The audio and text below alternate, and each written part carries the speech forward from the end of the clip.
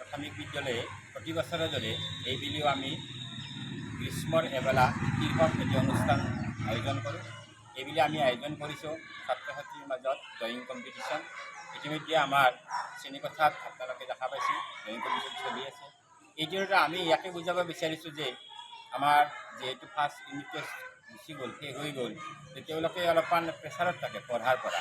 যদি পঢ়াৰ প্ৰেছাৰ যিটো থাকে সেইটো যাতে তেওঁলোকৰ মনত নাইকিয়া হয় আৰু এটা আনন্দ মনেৰে তেওঁলোকে ঘৰত গুচি যাব পাৰে। এইকেইদিন তেওঁলোকে গ্ৰীষ্ম বন্ধত ঘৰত নিজকে নিয়োজিত কৰিব পাৰে। পঢ়াৰ উপৰিও তেওঁলোকে অন্যান্য দিশবিলাক এইকেইদিন চাব পাৰে। সেই উদ্দেশ্যে এই অনুষ্ঠানটো পতা হৈছিল। এই অনুষ্ঠানটোৰ গুৰুধৰতা আমাৰ নিউক্লিয়াছ একাডেমীৰ সঞ্চালক তথা অধ্যক্ষ মাননীয় ধ্ৰুৱজ্যোতি ছাৰলৈ এইখন সুযোগতে মই আন্তৰিক অভিনন্দন জ্ঞাপন কৰিছোঁ।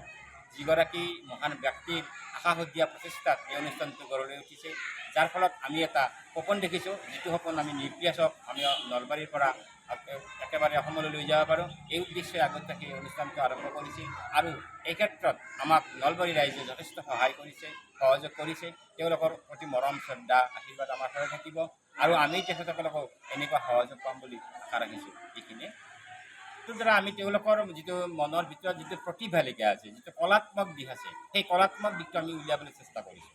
কিয়নো ছাত্ৰ ছাত্ৰীয়ে অকল পঢ়াত ব্যস্ত থাকিলে নহ'ব। বৰ্তমান সময়ত সকলো দিশতে আমি ইতিমধ্যে খেল ধূলা এইবিলাক কৰিছিলোঁ।